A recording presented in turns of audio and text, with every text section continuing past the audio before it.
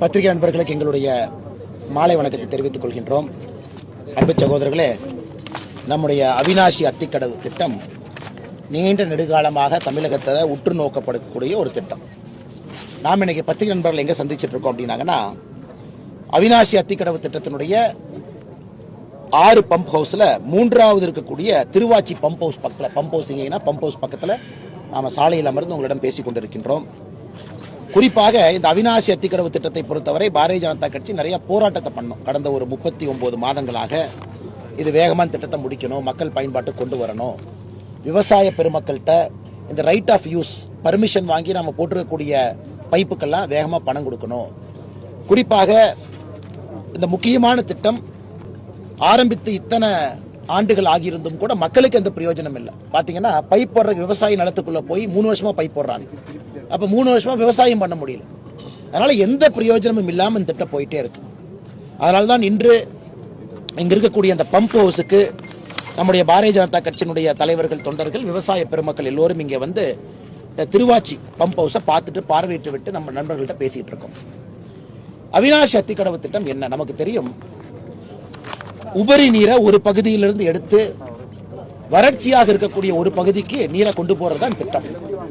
பவானி ஆற்றில் வரக்கூடிய excess water கிட்டத்தட்ட 1.5 டிஎம்சி அதிகப்படியாக வரக்கூடிய உபரி நீரை அங்கிருந்து எடுத்து பம்ப் பண்ணி 6 பம்பிங் ஸ்டேஷன்ல பம்ப் பண்ணி கடைசியா காரமடை, மேட்டுப்பாளையம் பக்கத்துல காரமடையில கொண்டு போய் முடிக்கிறோம். இதன் மூலமாக நம்பியூர், மேட்டுப்பாளையம், அவிநாசி, பெருந்துறை இந்த மாதிரி நிறைய பகுதிகளுக்கு பயன்பெறணும். கிட்டத்தட்ட ஆயிரக்கணக்கான ஏக்கருக்கு இதன் மூலமாக நிலத்தடி நீர்மட்டத்தை உயர்த்தணும். 1045 ஏரி குளங்கள் இந்த அவிநாசி அத்திக்கடவு திட்டத்தில் கொண்டு வந்திருக்காங்க. 1045 1045 ஏரி குளத்தை நப்பி அதன் மூலமா நிலத்தடி நீரை உயர்த்தணும். இதாங்க நான் நோக்கம். இதற்கு முன்பு இருந்த ஆட்சி 2021 ஆட்சி அதிகாரத்தை அடுத்த ஆட்சியிட்ட கொடுத்த பொழுது 83% பணிகள் சராசரியாக நிறைவடைந்திருப்பதாக ஒரு குரூப் சொல்றாங்க. இன்னைக்கு 39 மாதங்கள் ஆகியும் கூட இன்னும் அந்த பணிகள் முடிந்தபாடு இல்லை. அதனாலதான் பாரதிய ஜனதா கட்சி வருகின்ற ஆகஸ்ட் 20ஆம் தேதி ஆரம்பித்து தொடர் உண்ணாவிரத போராட்டத்தை கையில் எடுக்க போறோம். ஆகஸ்ட் 20 பாரதிய ஜனதா கட்சி அவிநாசி அத்திக்கடவு திட்டத்தை முழுமையாக முடித்து வேகமாக மக்களுடைய பயன்பாட்டிற்கு கொடுக்க வேண்டும் என்பதற்காக ஆகஸ்ட் 20ஆம் தேதி தொடர் உண்ணாவிரத போராட்டத்தில் உட்கார்றோம். அங்க ஆகஸ்ட் 20ஆம் தேதி உண்ணாவிரத போராட்டத்தில் முதல் நாள் பாரதிய ஜனதா கட்சி சார்பாக தலைவர்களோடு நானும் இங்கே வந்து அமரப்போகின்றேன். தொடர்ச்சியாக இந்த உண்ணாவிரத போராட்டம் நடந்து கொண்டிருக்கும். எங்களுடைய விவசாய அணியினுடைய தலைவராக இருக்கக்கூடிய அண்ணன் ஜி.கே. நாகராஜன் அவர்கள் தொடர்ச்சியா இந்த உண்ணாவிரத போராட்டத்தில் தொடர்ச்சியாக இருப்பார். கட்சியினுடைய எல்லா தலைவர்களும் தொடர் உண்ணாவிரத போராட்டத்தில் நாங்கள் வந்து கொண்டே இருப்போம். தொடர்ச்சியாக உண்ணாவிரத போராட்டத்தில் எங்களுடைய விவசாய தலைவர் அண்ணன் ஜி.கே. நாகராஜன் அவர்கள் 20ஆம் தேதி உண்ணாவிரதம் உட்கார ஆரம்பித்தார்னா ஆகஸ்ட் 20ஆம் தேதி தொடர்ச்சியாக உண்ணாவிரத போராட்டத்தில் விவசாய அணி தலைவர் இங்க இருப்பாங்க. அவரோட விவசாய பெருமக்கள் எல்லோரும் இருப்பாங்க. எதற்காக இந்த முடிவை பாரதிய ஜனதா கட்சி எடுத்திருக்கு? பத்திரிகை நண்பர்கள் கேட்பீங்க, அண்ணா எக்ஸ்ட்ரீம் முடிவு எதற்காக தொடர் உண்ணாவிரதம், எதற்காக ஒரு தலைவர் வந்து தொடர்ச்சியா உட்காரணும் நீங்க கேட்டீங்கன்னா, 2022 ஆண்டு தொடக்கத்தில் அதிகாரிகள் என்ன சொன்னாங்கன்னா, பொதுப்பணித்துறை அதிகாரிகள் ஆகஸ்ட் மாதம் முடிச்சிடறோம். அமைச்சர் பழனிவேல் தியாகராஜன் அவர்கள் நிதியமைச்சராக இருக்கும் பொழுது 24 மார்ச் 2022 என்ன சொன்னார்னா 22 ஜூன்ல முடிச்சிடறோம். அமைச்சர் துரைமுருகன் அவர்கள் 7 ஆகஸ்ட் 2022 என்ன சொன்னார்னா 2022 டிசம்பர்ல முடிச்சிருவோம். இங்க முதலமைச்சர் ஸ்டாலின் அவங்க என்ன சொன்னாங்கன்னா 25/8/2022 இன்னும் 2 மாசத்துல முடிச்சிருவோம், டிசம்பருக்குள்ள பயன்பாட்டுக்கு வந்துடும் முதலமைச்சரே சொன்னாங்க. 26/8/2022 இதை பத்திரிகை நண்பர்களுக்கு அறிக்கையை கொடுத்துறாங்கன்னா, அதன் பிறகு அமைச்சர் முத்துசாமி அண்ணன் 20 ஜனவரி 2023 97% முடிச்சிட்டார். 8 மார்ச் 2023 அமைச்சர் முத்துசாமி அவர்கள் 15 நாள்ல சோதனை ஓட்டம்னார். திமுக எம்பி ராஜா அவர்கள் 15 ஏப்ரல் 2023 2023 ஆகஸ்ட்ல முடிச்சிரோனார். முதலமைச்சர் மு.க. ஸ்டாலின் அவர்கள் 27 ஆகஸ்ட் 2023 சில மாதங்கள்ல வரும் அப்படின்னார்.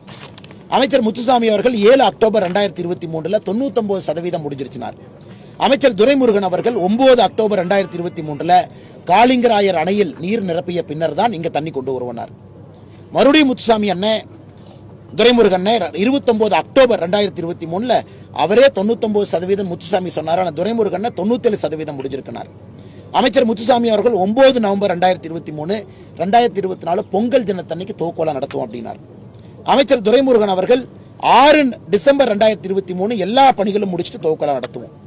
அமைச்சர் முத்துசாமி அவர்கள் 4 ஜனவரி 2024 போராட்டம் நம்ம அறிவித்த பொழுது என்ன சொன்னாங்கன்னா, ஒரு வாரத்தில் முடிச்சிருவோம். அமைச்சர் முத்துசாமி அவர்கள் 16 பிப்ரவரி 2024 பவானி சாகர் அணையிலிருந்து உபரி நீர் வரும்பொழுதுதான் திட்டம் செயல்படும். அவினாசி அத்திக்கடவு திட்டத்திற்கு தேவையான தண்ணீர் வந்தாதான் திறப்போம்னு முத்துசாமி அவர்கள் 25 ஜூலை 2024. இதை பத்திரிகை நண்பர்களுக்கு நான் கொடுத்துட்றேன், நண்பர்கள் இதை பார்த்துக்குங்க. திமுகவினுடைய அமைச்சர்கள் எல்லோரும் கடந்த 39 மாதங்களாக அவங்க கொடுத்திருக்கக்கூடிய தேதி நீங்க பார்த்துருக்கீங்க. இந்த எல்லா தேதியும் நீங்க தான் உங்க பத்திரிகையில பிரசுரம் பண்ணியிருக்கீங்க. அதனால இன்னைக்கு வேற வழியே இல்லாதனால பாரதிய ஜனதா கட்சி 20ஆம் தேதி ஆகஸ்ட்ல இருந்து தொடர் உண்ணாவிரதத்தில் இங்கே அமரப்போகின்றோம். எங்கள் கோரிக்கைகள் 3 கோரிக்கை. முதல் கோரிக்கை, அவினாசி அத்திக்கடவு திட்டத்தை உடனடியாக செயல்பாட்டு கொண்டு வரணும். காவிரியில தண்ணி போது இன்னைக்கும் பார்த்தீங்கன்னா காவிரியுடைய பேக் ஃப்ளோ வாட்டர் இங்கே வர ஆரம்பிச்சிருச்சு. நேச்சுரலாக உங்களுக்கு பவானியில் 1.5 TMC உபரி நீர் நேச்சுரலாக வந்துடும். சோதனை ஓட்டம்னு 3 மாசமா ஓட்டிட்டு இருக்காங்க. உடனடியாக இதை திறந்து எல்லா விவசாயிகளுக்கும் பயன்பட வேண்டும். திட்டத்தை உடனடியாக அமல்படுத்துங்க. நீங்க சென்னையிலிருந்து ரிப்பன் கட் பண்ணுவீங்களோ, இங்க வந்து முதலமைச்சர் ரிப்பன் கட் பண்ணுவாங்களோ, விவசாய பெருமக்களுக்கு திட்டத்தை கொடுங்க. முதல் கோரிக்கை. ரெண்டாவது, விவசாய பெருமக்கள் தோட்டத்தில் எங்க பைப்பு போதோ ரைட் ஆஃப் யூஸ், அந்த பைப்புக்கு என்ன பேமெண்ட் கொடுக்கல. இன்னைக்கு பாத்தீங்கன்னா தனியார் கான்ட்ராக்டர் போய் 3ல் 1 பங்கு அவங்க கொடுத்துருக்காங்க. அப்பதான் விவசாயிகள் உள்ள வர்றாங்க.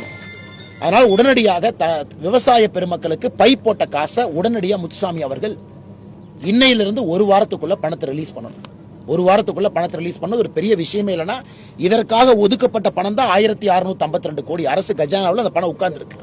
இவங்க பணத்தை கையெழுத்து போட்டு அந்த இன்ஜினியர் ரிலீஸ் பண்ணாருன்னா அக்கௌண்ட்டுக்கு பணம் போயிடும். அதை செய்வதற்கு இவர்களுக்கு மனம் இல்லை. மூன்றாவது, நேஷனல் டேம் சேஃப்டி ஆக்ட் 2021, அதாவது அணைகள் பாதுகாப்பு சட்டம் 2021 நம்ம கொண்டு வந்திருக்கோம். அந்த பத்திரிகை நண்பர்கள் நல்லா நீங்க கவனிச்சுக்கணும். காரணம், உங்கள் மூலமா தான் செய்தி போகணும். உங்க கையில தான் அதிகாரம் இருக்கு பத்திரிகை நண்பர்கள். ஆனா இந்தியாவில் 164 டேம் 100 வருஷத்துக்கு மேல இருக்குங்கண்ணா. 164 டேம் 100 வருஷத்துக்கு மேல பழமையான டேம் 164 டேம். இந்தியாவில் மொத்த டேம் பார்த்தீங்கன்னா 5300 டேம் இருக்கு. இன்னைக்கு 450 டேம் கட்டிக்கிட்டு இருக்கோம். 5300 டேம் இருக்கு, 450 டேம் கட்டிக்கிட்டு இருக்கோம். அப்படின்னா டேம் எவ்வளோன்னு பாருங்க. அமெரிக்கா, சைனாவுக்கு பிறகு உலகத்தில் அதிகமாக டேமுகள் இருக்கக்கூடிய ஊர் நாம. 5300 டேம். இந்த நேஷனல் டேம் சேஃப்டி ஆக்ட், தேசிய அணைகள் பாதுகாப்பு சட்டம் என்ன சொல்லுதுன்னா, ஒரு அணைக்கும் கண்காணிக்கணும். மாநில அரசு வந்து Tamil Nadu state dam safety committee உருவாக்கணும். அதாவது மாநில அணைகள் பாதுகாப்பு அமைப்பை உருவாக்கணும். அதில் சீஃப் இன்ஜினியர் மெம்பரா இருக்கணும். அதுக்கு ஒரு சிஸ்டம் வச்சிருக்கிறாங்க. ஒரு டேம் ஷட்டர் பழசாயிருச்சா, ஷட்டர் தூக்கி போட்டு புதுசு மாற்றணும். செக்யூரிட்டி இருக்காங்களா, செக்யூரிட்டி இருக்கணும். டேம்ல லீக்கேஜ் இருக்கா, அதெல்லாம் பார்வையிடணும். இன்னைக்கு தமிழ்நாட்டில் நமக்கு இருக்கக்கூடிய பெரிய பயங்கன்னா, 2022 PAP அணைக்கட்டில் பார்த்தீங்கன்னா ஷட்டர் உடைஞ்சு அது வாட்டுக்கு போயிட்டு இருந்துச்சு தண்ணி. அதெல்லாம் நம்ம பார்க்குறோம்.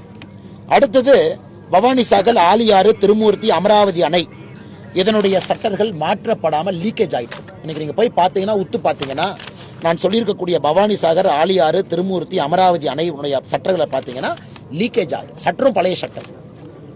இந்த நேஷனல் டேம் சேஃப்டி ஆக்ட்ல, தேசிய அணைகள் பாதுகாப்பு சட்டத்தில் நம்ம சொல்லியிருக்கோம். இதை வந்து உடனடியாக ஒரு டேமையும் ஸ்டடி பண்ணுங்க, கண்ட்ரோல் எடுங்க, ஷட்டரை மாத்துங்க, பாதுகாப்பு அதிகாரிகள் போங்க. நாளைக்கு எதுவும் ஏடாகூடமாக ஆகிவிடக்கூடாது என்பதற்காக இது தமிழ்நாடு அரசு நடைமுறைப்படுத்த வேண்டும் என்பது எங்கள் கோரிக்கை. தமிழகத்தில் தேசிய அணைகள் பாதுகாப்பு சட்டத்தை நடைமுறைப்படுத்தணும். நடைமுறைப்படுத்துவதற்கு தயாராக இல்லை. இது வந்து முழுவதும் அதிகாரம் மாநிலத்துக்கு தான் இருக்கு. மத்திய அரசுக்கு அதிகாரமே இல்லை. மாநிலத்தினுடைய டேமை நீங்க பாத்துங்க.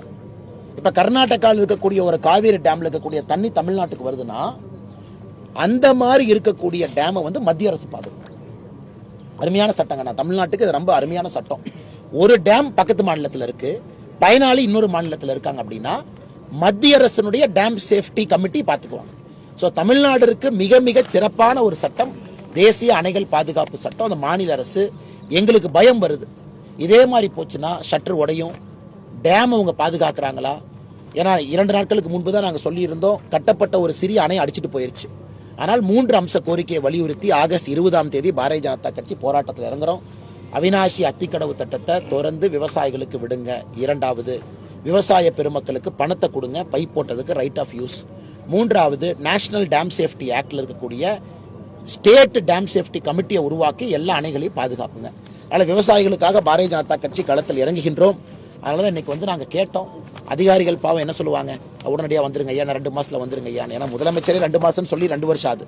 இன்னைக்கு அதிகாரிகளும் பாவம் கடினமாக அதிகாரிகள் பணியாற்றிருக்காங்க. முதல்ல நம்ம நன்றி சொல்லணும். அவிநாசி அத்திக்கடவு திட்டத்திற்கு அதிகாரிகள் மிக மிக கடுமையாக பணியாற்றி இருக்கின்றார்கள். ஆனால் அரசியல்வாதிகள் அவர்களை கைவிட்டு விட்டார்கள். அதனால் அண்ணன் GK நாகராஜன் அவர்கள் தொடர் உண்ணாவிரதம் விவசாயிகளுக்காக 20ஆம் தேதியிலிருந்து இருப்பாங்க. நாங்கள் 20ஆம் தேதி முதல் நாள் உண்ணாவிரதத்தில் நான் இங்கே பங்கேற்க இருக்கின்றேன். அதனால் அதற்கு நிச்சயமாக ஒரு தீர்வு வரும் என்கின்ற நம்பிக்கை எங்களுக்கு இருக்கு. இதை வந்து மாநில அரசு கம்பீரமாக எடுத்துக்கணும். பாரதிய ஜனதா கட்சிக்கு வேறு வழி இல்லை. சொல்லி சொல்லி எங்களால் முடியலைங்கன்னா, இப்போது நடக்கவில்லை என்றால் எப்பொழுதும் நடக்காது என்பது எங்களுக்கு தெரியும். அதனால் இதற்கு பத்திரிகை நண்பர்களும் இந்த பகுதியினுடைய எல்லா விவசாய பெருமக்களும், மிக முக்கியமாக அவிநாசி அத்திக்கடவு திட்டத்தில் ஆரம்ப காலத்தில் போராடிய விவசாய பெருமக்கள் எல்லாம் இங்கே இருக்கிறாங்க. காலவரையற்ற உண்ணாவிரத போராட்ட பெரியோர்கள் இருக்கிறாங்க. அவர்களையும் இந்த நேரத்தில் எங்களோடு நீங்கள் பங்கெடுக்க வேண்டும் என்று அவிநாசி அத்திக்கடவு திட்டம் வருவதற்கு காரணமாக இருந்த எல்லா விவசாய பெருமக்களையும் நாங்கள் இந்த நேரத்தில் அழைப்பு விடுக்கின்றோம். அது மட்டுமல்ல, உங்களுக்கு தெரியும் 2001 அவிநாசி தொகுதியில் அவிநாசி அத்திக்கடவு திட்டம் சார்பாக ஒரு பொது வேட்பாளரை நிறுத்திய பொழுது பாரதிய ஜனதா கட்சி எங்களுடைய வேட்பாளரை விலக்கிக் கொண்டு அன்னைக்கே நாங்கள் ஆதரவு கொடுத்தோம் என்பதையும் இந்த நேரத்தில் பத்திரிகை நண்பர்களுக்கு நான் இந்த நேரத்தில் ஞாபகப்படுத்துவதற்கு கடமைப்பட்டிருக்கின்றேன். அதனால் நண்பர்கள் இந்த செய்தி எல்லா இடத்துலையும் நீங்கள் கொண்டு போய் சேர்க்கணும். அதனால் வந்த பத்திரிகை நண்பர்கள் ரொம்ப தூரத்துலேருந்து வந்திருக்கிறீங்க. வண்டியில் கிட்டத்தட்ட 1 மணி நேரம் வந்திருக்கிறீங்க. உங்களுக்கு நன்றி தெரிவித்துக் கொள்கின்றோம்.